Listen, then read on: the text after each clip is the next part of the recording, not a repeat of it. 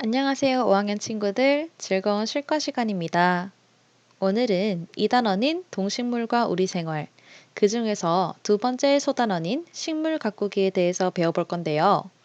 이번 시간에는 식물의 활용을 알아보는 시간을 한번 가져봅시다. 여러분, 우리는 생활 속에서 다양한 종류의 식물과 함께 살아가고 있죠. 우리는 그 중에서 작물이라는 용어에 대해 알아둘 필요가 있는데요. 작물이란 다양한 식물 중에서 사람이 활용하기 위해 가꾸는 식물입니다. 이러한 작물들은 다양하게 분류가 될 수 있는데요. 어떠한 목적으로 활용되느냐에 따라, 즉, 활용 목적에 따라서 다양한 작물로 나뉠 수 있습니다. 용어가 조금 어려울 수 있는데 일단 한번 하나씩 살펴볼게요. 식량작물, 원예작물, 특용작물, 사료작물, 녹비작물이 있습니다. 네, 여러분 용어가 조금 어렵죠? 우리가 한자를 잘 몰라서 이러한 용어들이 생소할 텐데 선생님과 한자 뜻을 하나하나 풀어가고 그리고 어떠한 예들이 있는지 하나하나씩 알아보면서 작물에 대해서 알아보도록 합시다. 자, 첫 번째로 식량작물입니다. 식량작물 중에서 식량이란 말이 생소할 텐데 식량이란 양식, 즉 생존을 위해서 필요한 사람의 먹을거리를 식량이라고 합니다. 그렇다면 이러한 식량으로 쓰이기 위해 길러지는 식물이 작물이 되겠지요. 식량 작물이 되겠죠. 그렇다면 뜻을 한번 봅시다. 주로 사람이 먹을 목적으로 가꾸는 곡식 위주의 작물을 식량 작물이라고 합니다. 여러분들이 생각했을 때 곡식은 무엇이 있나요? 그렇죠. 쌀도 있고 밀도 있고 보리 같은 것들도 있겠죠. 네, 그런 것들이 모두 식량 작물입니다. 예를 들어 벼. 우리가 밥을 먹을 때 밥은 쌀로 짓고 그 쌀은 벼에서 나오죠. 벼도 식량 작물입니다. 밀. 우리는 밀을 빻아서 밀가루를 만들고 그걸로 빵을 만들죠. 이러한 밀도 식량 작물입니다. 그리고 옥수수, 감자, 콩이 있죠. 옥수수와 감자는 특히 강원도 지방에서 주로 먹는 식량 작물이라고 할 수 있습니다. 두 번째로 원예 작물에 대해서도 알아봅시다.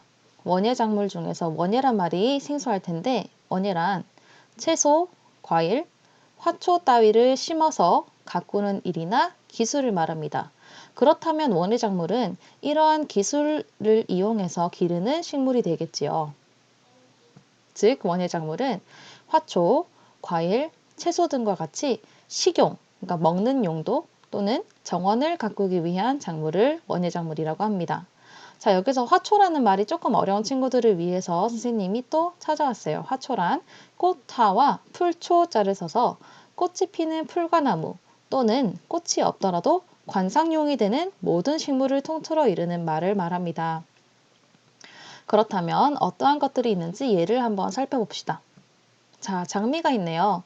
장미는 우리가 정원에서 심어놓으면 굉장히 예쁘죠. 관상용이지요. 네, 이러한 장미도 원예작물이 됩니다. 배도 있습니다. 배는 우리가 식용으로 쓰이는 과일이죠. 이러한 식용으로 쓰이는 과일도 원예작물입니다. 배추도 있네요. 배추는 식용으로 쓰이는 채소이죠. 그렇기 때문에 배추도 원예작물입니다. 고구마도 있습니다. 고구마도 배추와 마찬가지로 식용으로 쓰이는 채소입니다. 그리고 딸기도 있는데요. 딸기는 식용으로 쓰이는 과일이죠.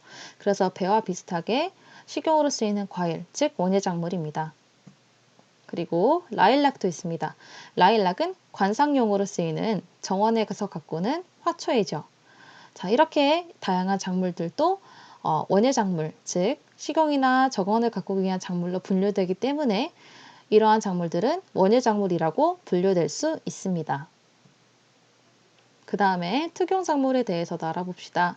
특용작물 중에서 특용이란 특별하게 쓴 또는 그런 용도인데요. 그렇다면 특용작물은 특별하게 쓰이기 위해서 길러지는 작물이겠죠. 즉 특용작물이란 식용기름, 섬유, 약재 등의 원료와 같이 특수한 목적으로 가꾸는 작물을 특용작물이라고 합니다. 어떠한 것들이 있는지 한번 알아봅시다. 자, 사탕수수가 있습니다. 우리 사탕수수는 동남아 쪽으로 여행을 가면 사탕수수 주스를 한번 파는 것을 먹어본 친구들도 있을 텐데요. 사탕수수는 그것을 짜내서 그 즙을 말리고 가공해서 만들면 무엇이 나오냐면 설탕이 나옵니다. 여러분들이 마인크래프트를 하면 사탕수수를 재배한 다음에 그것으로 설탕을 만들죠. 네, 그것도 이 사탕수수를 통해서 설탕을 만드는 것을 게임에도 그대로 적용한 사례인데요. 그렇기 때문에 사탕수수는 특용작물로 분류됩니다. 당나무. 당나무는 여러분들이 생소할 텐데요. 당나무는 한지의 원료입니다. 이 당나무 껍질을 물에다가 불리고 지디겨서 이것을 한지로 만들 수 있습니다. 참깨도 있습니다. 참깨는 우리가 그냥 음식 위에 뿌려서 먹기도 하지만 이것을 짜내면 참기름이 나옵니다. 이 참기름은 식용기름이지요. 네, 참깨는 식용기름의 원료이므로 참깨도 특수한 목적으로 가꾸는 작물인 특용작물이 됩니다. 인삼도 있습니다. 인삼은 약재의 원료로 쓰이죠. 그렇기 때문에 인삼도 특용작물입니다. 목화도 있습니다. 목화는 우리가 재배를 해서 그 솜을 따내서 이불을 만들죠. 이런 솜이불을 만드는데 그렇기 때문에 목화 또한 특용작물에 해당합니다. 그 다음으로는 사료작물입니다. 사료작물 중에서 사료는 가축의 먹이지요. 즉 사료작물은 가축의 먹이인 사료로 활용되는 작물입니다. 어떠한 것들이 있는지 봅시다. 수수, 보리, 열무, 옥수수, 해바라기 씨 등이 있습니다. 이러한 작물들이 모두 사료작물, 즉 가축의 사료로 활용되는 작물입니다. 마지막으로 녹비작물입니다. 녹비의 뜻을 한번 볼까요? 녹비란 풋거름, 즉 충분히 썩지 않은 거름. 거름은 식물에 뿌렸을 때 그것이 양분이 되어서 잘 자라게 만드는 것이지요. 그렇기 때문에 녹비작물이란 식물의 거름으로 활용되는, 즉 식물이 잘 자라기 위한 약처럼 사용되는 거름을 만들기 위해서 활용되는 작물이 녹비작물입니다. 이러한 녹비작물에는 무엇이 있냐면 보리, 수수, 메밀, 귀리 등이 있습니다. 이러한 것들은 모두 식물의 거름으로 활용되는 작물, 즉 녹비작물로 분류가 됩니다. 그렇다면 우리가 직접 다양한 작물들을 활용 목적에 따라서 분류를 해봅시다. 선생님이 순서 없이 쭉 모든 작물들을 이렇게 나열해 봤는데 선생님이 앞으로 10초를 줄 테니까 여러분들이 직접 분류를 한번 해봅시다. 시작!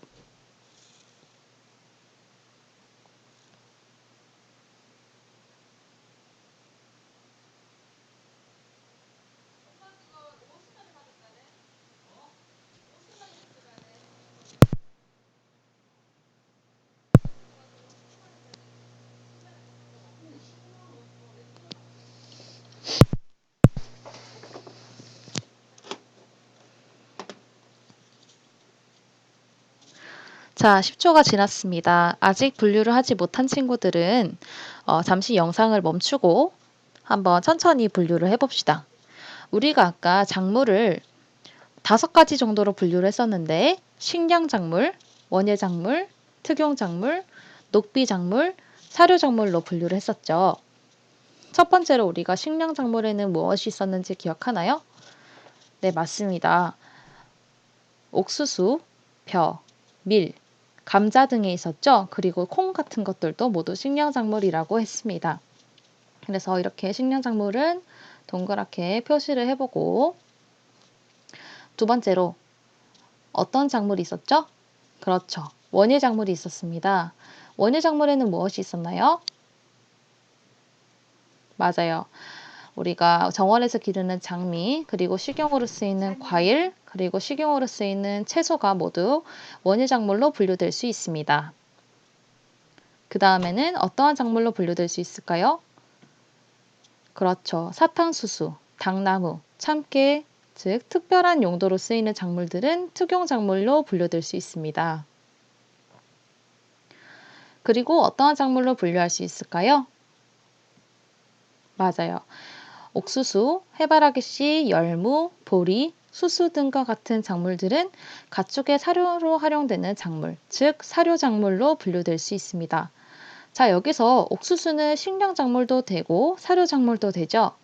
네, 맞습니다. 옥수수는 식량작물이라고 해서 무조건 식량작물에만 분류되는 것이 아니라 옥수수가 사람이 먹는 목적으로 활용이 되는 작물로 길러진다면 식량작물, 그리고 가축의 먹이가 되기 위해서 길러지는 작물은 사료작물. 그렇기 때문에 옥수수는 활용 목적에 따라서 식량작물도 되고 사료작물도 되는 것입니다.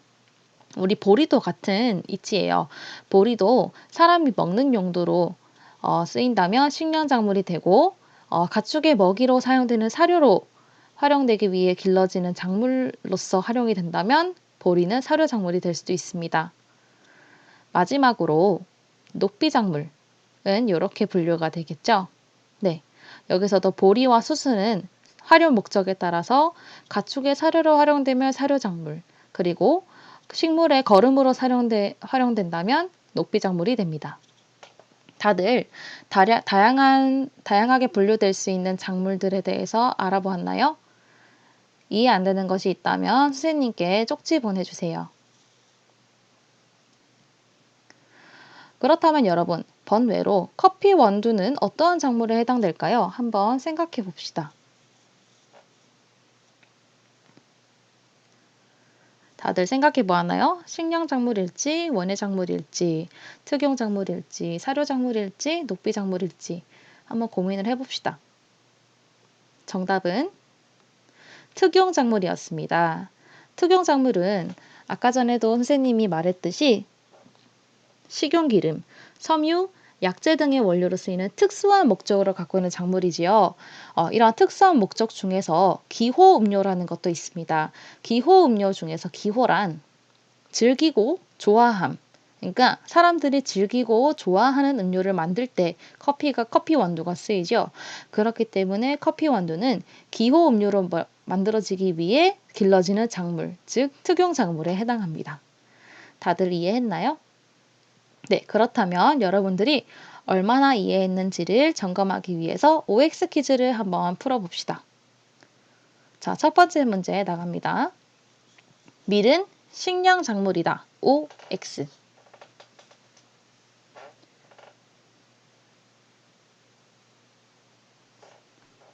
정답은 O입니다. 네, 모두 맞춰주었는데요. 밀, 옥수수와 같이 사람이 먹을 목적으로 가꾸어지는 곡식 위주의 작물은 식량작물입니다. 그렇기 때문에 밀은 식량작물이지요. 모두 잘 맞춰주었습니다. 두 번째 문제. 보리는 사료작물에만 해당한다. OX.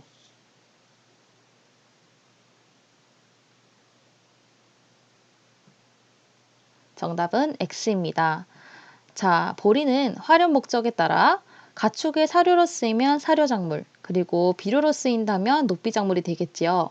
네, 비료는 거름과 같은 뜻입니다. 그렇기 때문에 보리가 만약에 식물의 거름, 즉 비료로 쓰인다면 녹비작물이 됩니다. 세 번째 문제. 녹차는 특용작물이다. OX.